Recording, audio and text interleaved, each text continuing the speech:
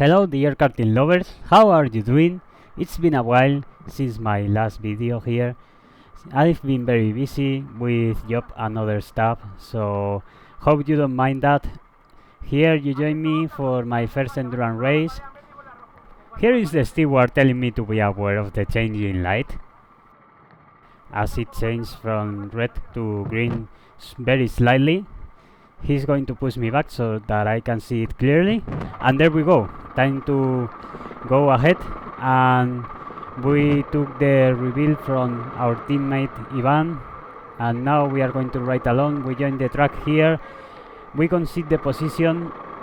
I didn't want to disturb this driver. I didn't know if I had a blue flag or not, but in the end I let him through. It was a bit useless, to be honest, as in the next lap I realized he had to come in still, so I could have stayed in front and don't lose a couple of seconds or 3 that I lost there. But this was my most boring race, guys. It was completely empty all the time, and I didn't have the pace to be ahead, so we started P12, and Ivan had a slow start, but he managed to catch back up a few positions, and then we finished P12 1 hour later. So you know, we didn't lose a position. Here we have a spinner. We didn't lose or gain any position, which, you know, to be honest, is quite okay, but at the same time, knowing I didn't have the pace was a shame, and I wish I could go 1 second per lap quicker. And I don't know why, but I was really struggling in this track to be fast.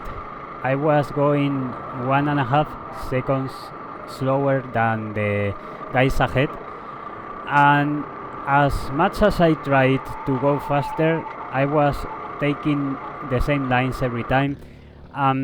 You can see me here in the last turn, a nice video, but as I said, strange lines all the time, and I couldn't improve because I didn't have no one in front of me, and I didn't realize that. So here we let first position through. We keep this space from the outside so that he can go through, and try not to disturb him too much. And now I had someone in front, so I could try to learn and change my lines. Okay, so a small lift into turn 1. Take a little bit of care, but not too much because the car will bounce. Now I should have gone more to the left for this turn. You can see I was not going very wide. A small lift in this turn. As it is uphill, there is no need to touch the brake. And then we are coming to the back straight. We have a spinner in front of us. We brake in the middle of the curve. Don't take the inside curve because the car will go unstable again. Here, brake in the middle of the turn. Go wide. Don't take the curve from the inside. Go more to the left. You can see there I was staying in the middle when I should have gone more to the left. And here we have a kind of miss like in the Nürburgring, but instead of that we did a miss. Just a lift around here. No need to touch the brake. Here a little bit, only a little bit. Try to take the curve from the inside. Don't do like I did. And now just a small lift before the last turn, and as soon as the car is straight, full throttle. Now we are going to skip some laps ahead because, as I was saying, nothing happened. So lap after lap after lap after lap and so on, I was alone all the time watching the driver in front of me pull away lap after lap after lap. So I was quite happy because sometimes I could keep the pace with him, but others I was making silly mistakes and he pulled away quite a lot. So to be honest, I was quite bored during this race. We just overtook 2 cars that spun in front of us, and we were overtaken once, but that driver entered the pits and we overtook him again. So here is the checker flag. End of the race. P12, started P12, not a bad result, but we had very slow pace compared to the others. So as I'm the first one to enter, I was joking with my mate Ivan that I won the race. And now you can see some photos of the race. just a few moments before the start, a few minutes before, trying to adjust the pedals to Ivan. And now we move on to Cabanillas, which is in Guadalajara, Cabanillas del Campo.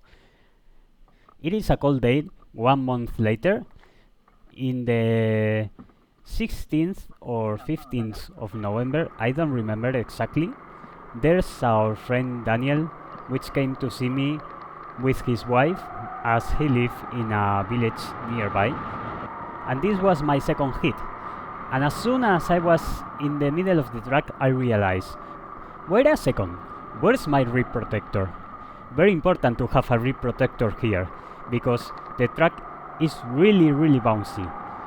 So I could have stopped here and tell the marshal to give me my rib protector, but I did that in the start-finish line. Had very little time to react, so I didn't stop. I stopped here, but really late, as you can see. So now I'm going to tell him that I left my rib protector there in Spanish. He kindly helps me to put my rib protector on. It is very important because you will feel very tired if you don't wear this protection. So I say thank you to him, and now we can start our flying laps. So as I was saying, I did a previous hit.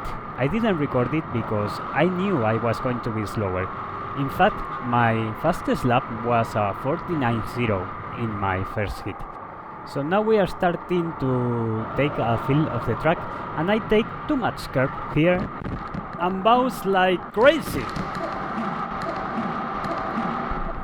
So yeah, that wasn't ideal. So that's the reason why it is very important to have your rib protector on. If not, you will suffer some pain. I was a victim of that in last year's race around here, because I had very bruised ribs, you know, and during 2 or 3 days I was in some pain. So that was the moment when I decided, okay man, you need to buy your protector because this will help you. And in fact, it makes you feel less tired. It is very useful in endurance race. So now we are in the slowest part of the track, that hairpin. You really need to take a wide line and accelerate as soon as you can, and try not to oversteer the kart. And this section is really difficult because there is some curve that you need to take, another that you don't need to take because the kart will bounce. So this section of the track is all flat out. We have a slightly camber angulation, so you need to have that into consideration. It is very important because you will have a lot more grip in that part of the track. Take a little bit of that curve, don't go too wide because you will lose speed and grip. And now brake just before the yellow line there. Really heavy braking zone, but don't make the car oversteer. Just a small lift, point the car in a straight line. Very important to have a clean exit around here because you will gain a lot of time. And now you need to take a little bit of the curve, but not too much because the car will bounce like before, and we don't want that. So now taking a wide line in the start-finish line because it's the best option. A slightly oversteering moment, but as you can see, we are taking the camber parts of the track into account, and it is working in our favor. Brake in the middle of the curve, take the inside curve here, don't go too wide as I said before, and now again brake just before the yellow line, heavy braking. The kart will brake very well if you don't press the brake pedal too hard, and don't go too wide because it is very important to have a clean exit. And again the same thing, don't take too much curve. This is a double apex turn, that's the first one, and here is the second one. Small lift. We took a little bit too much curve there, but it's okay. And here more or less the car was pointing in a straight line and we didn't lose too much time. So now I'm going to leave you with the sound of the kart for a few laps. Enjoy!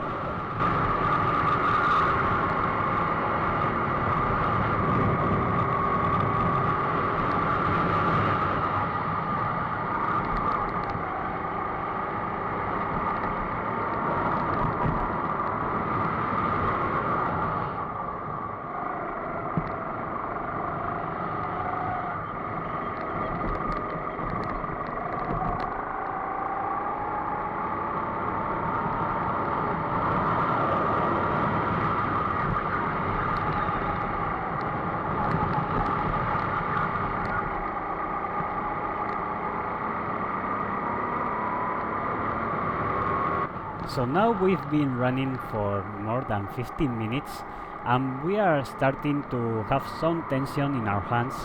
It is very important to try to release that tension just by making little moves in your fingers, or any way you feel you'll be more relaxed. So these are the first 3 turns. Look into detail.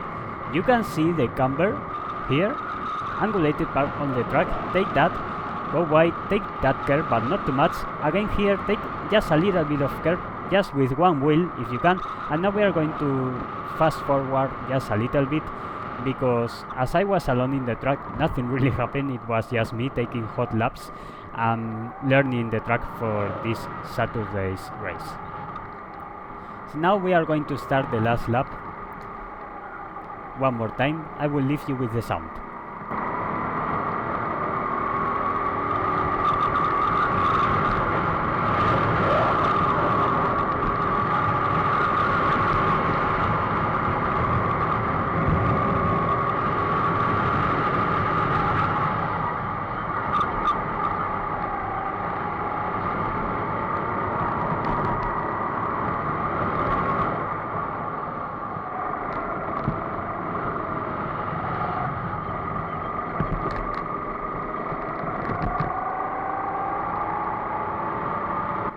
So we are coming to the end of the video, guys.